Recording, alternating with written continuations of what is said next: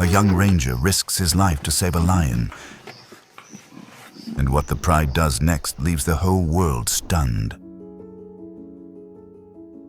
The sun cast its first rays over the vast Serengeti plains, where even the gentlest breeze carried the raw breath of nature.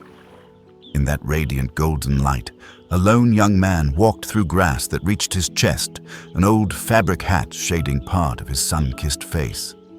This was Elian, a park ranger in his early 20s, who had chosen the forest as his home and the wilderness as his calling. Elian wasn't born here, but his heart had long merged with the roar of lions at dawn, the steady footsteps of antelope crossing the rivers, and even the sudden silences, like omens of something waiting to unfold. He didn't guard this land merely through his title or the tranquilizer gun at his hip. He protected it with devotion, like a friend safeguarding something sacred, something slowly being forgotten. That morning, Elian rose earlier than usual. In his hand was a weathered leather notebook filled with observations of the local wildlife. As he crossed a small stream, his eyes froze. Etched into the red earth was a strange trail, a long drag mark tinged with faint blood, alongside muddy boot prints that belonged to none of the rangers on patrol. His instinct struck like a jolt of pain to the chest. He slowed his pace, scrutinizing every bush, every bent blade of grass. Then, like a quiet blow, the realization hit him. This was no ordinary sign. A trap had been set, and it lay right on the edge of the restricted zone, a place where human presence, especially that of poachers, was utterly unforgivable. A low burning fury rose within Elian, not the rash anger of impulse, but the deep wrath of one who loved nature so fiercely he felt every wound it suffered as his own. He clenched his fists, his eyes sharpening like a hawk zeroing in on its prey. Something awaited him ahead. Something that would not only change this morning's patrol, but perhaps the rest of his life. Elian pushed deeper into the thick grass, where small splashes of blood mingled with the heavy drag marks. The air grew dense, as if nature itself was holding its breath. Every step brought him closer to danger, but Elian did not hesitate. Because here, in this land, every passing second could mean life or death for an innocent creature. Then he saw it. Writhing in pain within a blood-stained loop of steel wire was a young male lion. Its mane was still short, but its eyes already carried the look of a king yet to be crowned. Its back left leg was caught in a rusted iron trap, blood soaking the grass beneath it. The lion let out a feeble roar, no longer strong enough to thunder, yet still filled with defiance and fear. Elian took half a step back, heart pounding. An old ranger had once told him, "There's nothing more dangerous than a wounded lion with nowhere to run. You never know when it'll strike." But then Elian looked into the lion's eyes, not fierce, but full of pain and pleading. Without thinking, Elian gently unshouldered his medical kit and opened it to retrieve a wire cutter. His hands trembled, not from fear, but from knowing that one wrong move could cost them both their lives. "Easy now, friend. I'm here to help," he whispered, as though his voice could soothe the beast's pain. The lion let out a low hiss as the sharp blade met the metal, blood still seeping from the wound. But it didn't attack. Elian slipped his hand beneath the trapped leg, carefully lifting it, trying not to press too close to the deepest part of the injury. Suddenly, snap! A latch sprang back and the trap sprang open. But at that exact moment, a steel shard flicked up, slicing a long gash across Elian's upper arm. Blood poured down his sleeve. He staggered back, clutching the wound, gasping. The lion rose unsteadily to its feet, took a few shaky steps backward. No roar, no growl, just a long, meaningful look. Then it turned and disappeared into the forest, vanishing as if it had never been there. Elian collapsed onto the ground, hands still trembling from the adrenaline, eyes fixed on the place where the lion had vanished. It could have killed me, he whispered. But it didn't. What Elian didn't know was that in that moment, that fleeting instant between life, trust, and pure kindness, a bond had been forged, one that transcended the primal instincts of the wild. And that lion, from that day on, would never forget him. Night fell over the Serengeti like a thick curtain, cloaking every trace beneath it. The moon was hidden behind swaths of heavy grey clouds, and the night wind blew cold and sharp, carrying with it the unease of the wild. Elian moved quietly through a field of tall grass, a faint red flashlight in his hand. Part of his routine to check the camera traps and collect data on wildlife movement. But tonight, something was wrong. The rustling in the grass was too steady. Not an animal. Human. Deliberate, heavy footsteps. Moving in the dark, and not alone. Just seconds later, from behind a thicket of low acacia trees, a flashlight flickered, followed by the pounding of hurried boots. Elian had only just turned when a shout rang out. "That's him, the ranger!" 3 poachers, armed, faces covered with scarves, burst out from the bushes. Elian took off running, his heart pounding like war drums. He darted through familiar trails, but the suffocating darkness turned every step into a gamble. A bullet whizzed past his head, hissing like a deadly warning. "Stop, or you die right here!" Elian slipped on a damp rock, tumbling down a small hill, his head slamming against the ground. His flashlight flew from his grip, swallowed by the darkness. The world became a swirling blur of confusion. Footsteps drew closer. As safety clicked off, the scent of gunpowder filled the air. And then... roar! A thunderous sound shattered the night, rolling across the plains like dry season thunder. The poachers froze. One of them screamed, "What the hell was that?" From the shadows emerged a massive form, a lion's mane billowing in the wind, eyes blazing like wild stars in the dark. "Raka!" The lion roared again, a cry powerful enough to tear through nightmares. It charged, not to attack, but its sheer presence, its untamed majesty, was enough to send the 3 poachers fleeing in panic, dropping their guns and trap bags as they ran. Elian struggled to sit up, his vision blurred with blood and dust. Before him stood Raka, towering like a guardian of the land. But in those eyes was the same soul that once had been saved. Is it really you?" Elian whispered, half in disbelief. Raka didn't roar again. He stepped forward slowly, stopping just a few strides from Elian. The two stared at each other once more. But now there was no barrier between man and beast. Then, like a shadow, Raka turned away and disappeared into the night. But Elian knew. From this moment on, he was no longer alone in the vast wilderness of the Serengeti. Since that night, Elian began to sense a change. Whether it was intuition or the instinct of someone deeply attuned to the rhythms of nature, he couldn't say. But he knew he was being watched, and not by an enemy. There were lion tracks near his tent each morning, but no roars disturbed the night. A trap was found broken, yet no animal had been caught. A startled herd of antelope would suddenly go still when Elian appeared. And sometimes, while watching from the observation tower, he'd see a large shadow moving through the tall grass, silent as a spirit. Raka. No one on the patrol team believed him, but Elian didn't need proof. Each night, he gazed toward the horizon, knowing that somewhere out there, Raka was watching.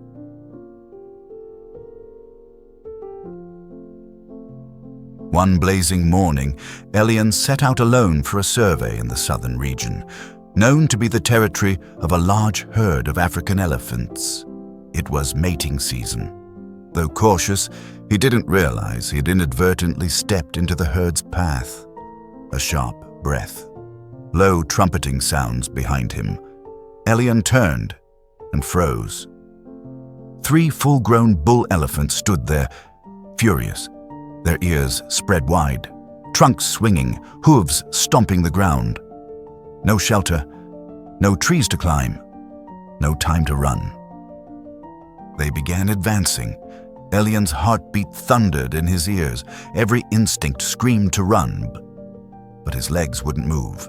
And then, from behind him, a roar tore through the air. Raka, the lion, burst from the bushes, not to attack, but to challenge. He stepped between Elian and the elephants, mane bristling, eyes locked on the giants. He roared again, lowering himself into a stance ready to fight. The elephants halted. The tension snapped taut like a drawn bowstring, but Raka did not retreat.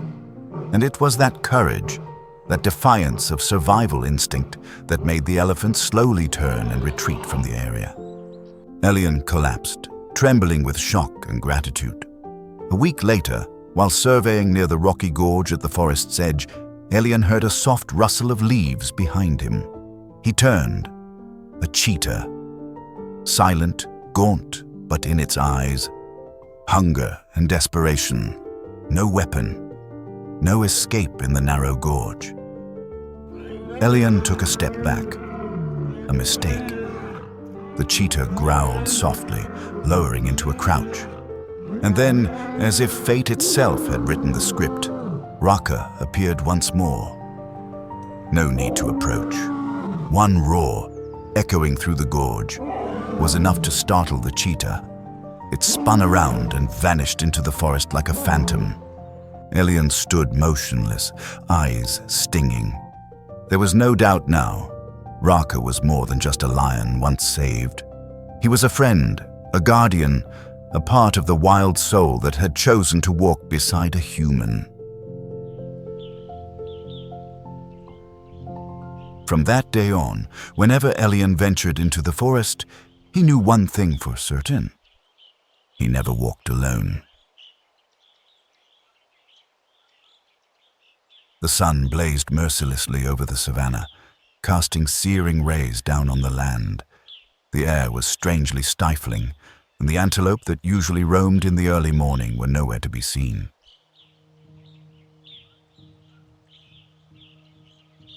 Elian stood on a low hill, binoculars trained on the dry forest to the east, a place with past reports of covert activity by professional poachers. He wasn't alone. Armed rangers stood behind him, but Elian led the group. Over the past week, the patrol had discovered increasingly troubling signs. Expertly camouflaged traps, skinned primate carcasses, and even unfamiliar bullet casings, the kind not used by the park's forces. Elian could feel it. Something larger, darker was at play, and so he chose to push deeper into the most dangerous area of all. A place known as the Tongue of Fire, where no one dared linger longer than 30 minutes. On Iki, the patrol split into 3 directions. Elian headed toward a low basin with a shallow watering hole. As he approached, he froze. A stench drifted on the wind, the smell of rotting flesh, gasoline, and gunpowder. Click, before he could react. A steel wire loop dropped from the tree above and snapped tight around him, yanking him violently into the air. He dangled, suspended like bait. From the underbrush, 4 armed men stepped out. They weren't dressed in camouflage, but in black clothing, faces masked, holding military-style assault rifles. "Welcome to hell, Ranger," one of them sneered, as if everything had gone according to plan. Elian struggled, reaching for the knife at his belt, but it was no use. One of the men approached and drove a hard punch into his gut, folding him in midair. "Don't bother," the leader growled. "You're part of the plan. We need a decoy." Far away, Raka sensed something was wrong. Perched atop a rise, the lion froze, head lifted high. Its ears twitched at the sound, not of nature, but of metal clashing and the strangled noise of a man being bound. He bolted, but not alone. Behind him followed 3 other lions, all once freed by Elian from traps. They moved as one, a bond never forged by vow, but by gratitude. 1403. Elian was now tied to a dry tree in the middle of the basin. The traffickers were packing up iron crates. Inside, Elian saw a lion cub, a baby baboon, and 2 terrified mongoose pairs. A helicopter waited a few hundred meters away, ready for departure. One of the men approached, holding up a camera. A little video. Ranger caught, then disappeared. What better message for anyone trying to get in our way? Elian stared into the lens, bloodied but unafraid. And then, a roar shook the sky. Not 1, 4. Panic broke out. One poacher screamed, "Lions! Get out of here!" Raka led the charge, streaking into the camp like a missile. One man raised his rifle, too slow. A lion slammed into him, flinging his weapon aside. Another lion leapt over the wire fence, roaring so fiercely it sent the caged animals into a frenzy, plunging the whole site into chaos.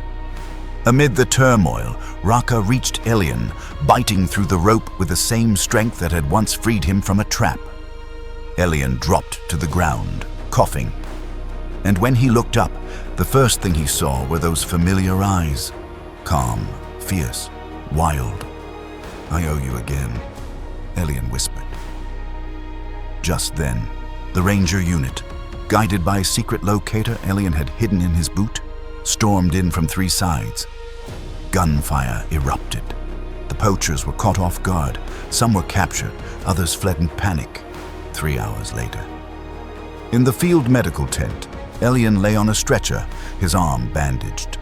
The patrol commander stepped in, placing a hand on his shoulder. "You didn't just save those animals. You saved our honor."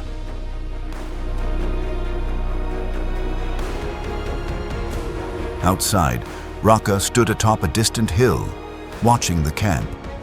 Tall, unwavering, like a king surveying his realm. The next day, in a small ceremony at the main gate, Elian was awarded the National Wildlife Conservation Medal. In his speech, he said only 1 sentence. "If you give life to nature, nature will give you its loyalty." And so, a bronze statue of a ranger and a lion, standing side by side, was erected at the heart of the Serengeti Reserve. Not just to honor a heroic act, but as a timeless reminder that, between humans and nature, where there is trust, there will always be miracles. Late afternoons in the Serengeti are unlike anywhere else in the world. The sun slowly sinks behind the distant trees, casting a gentle amber glow across the plains that tugs at the heart. The breeze is soft, carrying the scent of wild grasses and the final chirps of birds returning to their nests. Everything seems to pause, giving space to a moment that feels eternal. On a gentle hillside, Elian sat in silence, his hands resting on his knees, eyes gazing out over the endless landscape before him. Beside him, not far away, was Raka, still silent, still majestic, but no longer with the wildness in his eyes that had once defined him. Between these 2 beings, so different by nature and species, now stretched an invisible thread of absolute trust. Elian smiled faintly. There was no need for words, no need for logic or explanation. He simply understood. Understood that everything he had done, every step through the forest, every wound endured, every time he had faced danger, was for this. A man, a lion, 2 worlds, but sharing the same breath. Kindness, Elian whispered to the wind, is the one language both mankind and nature understand. Raka turned his head, golden eyes catching the fading light, and looked at Elian one last time. A peaceful gaze, one that almost smiled. Then he stood, turned away, and walked slowly down the hillside, returning to the land he belonged to, without a sound, as if he had never been there, as if he were part of the wind, the grass, the sacred Serengeti. Years later, travelers from around the world came to the Serengeti not just to see lions or migrating elephants. They came to stand before a small bronze statue placed right where it all began, the hilltop where Elian once sat. The statue was not grand, but it silenced every heart that saw it. A young man, hands resting on his knees, and a lion standing beside him, both gazing into the same distance. No cage, no chain, no conquest, only companionship. On the plaque at the statue's base were a few simple words. Between man and nature, when there is kindness, no words are needed.